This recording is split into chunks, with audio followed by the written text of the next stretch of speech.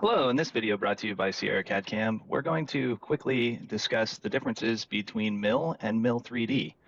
So in its simplest form, Mill allows you to select surfaces one at a time. So you can see here I'm using the raster operation to go across the single surfaces on this irregular shaped part here. And if I was to recreate that, simply go up to a raster, machining, I can only pick one surface with the Mill product. And from there, I'll just go ahead and accept that, and you can see it does give me the toolpath. So if I were to select all of these, I have one toolpath applied per surface, and therefore when I go to verify this, you can see it does cut each individual surface, and what that leaves us with is the need to go in and blend all of the surfaces together, which can be done, but it's additional work, and what we can achieve with the 3D, Mill 3D package, is now it's just simply one operation. It does all of this for us, and we could basically just go in and pick the entire part.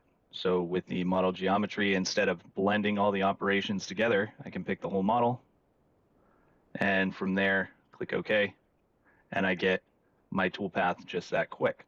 Not only can you benefit from the Mill 3D product by selecting the entire part, you can also apply it to your standard parts. So in this example, we have kind of a free-form heat sink.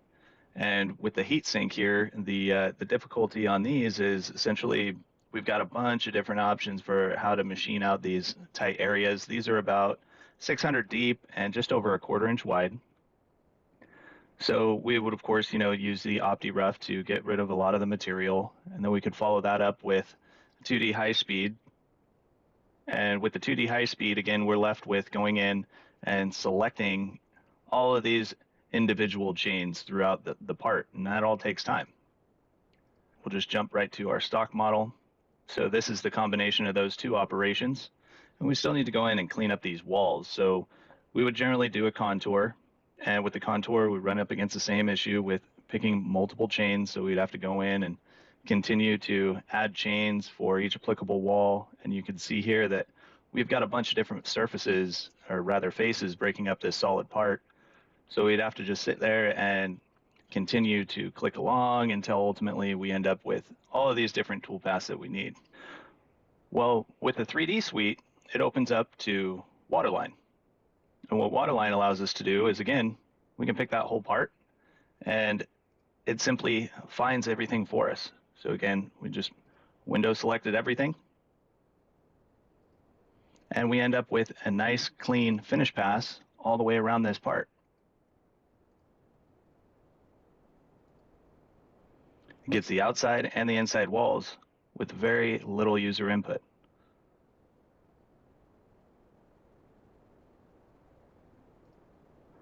Additionally, maybe we could go to a different style part, more of a pocket style part.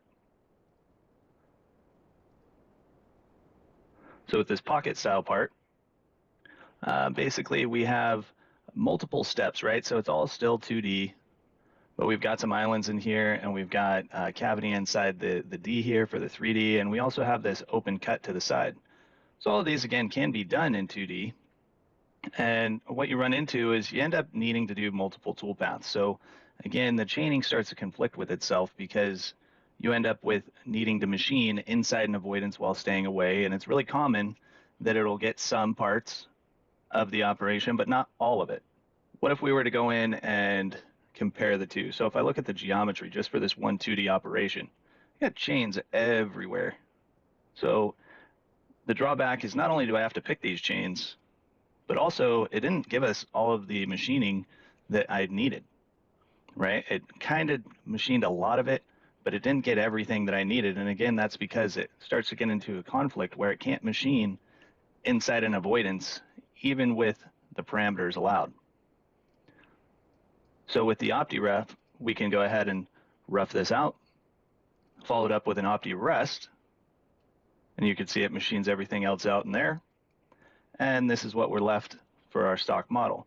So just to show a quick option here is, what if I wanted to go in and machine out the rest of the material here? So again, 2D, we're left with multiple chains and picking all of the additional geometry.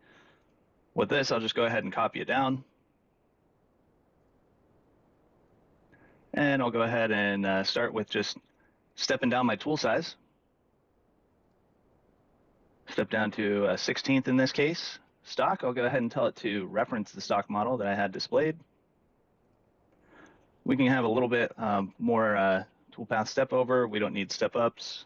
And I'll limit it to the bottom floor here, right from the model. And I'll tell it to go ahead and adjust for stock to leave. And just that quick, now we've got essentially our finished part within 3 operations without really needing to go and add a whole bunch of additional tooling work. Roughs everything out and cleans up the inside of the remaining 3D area.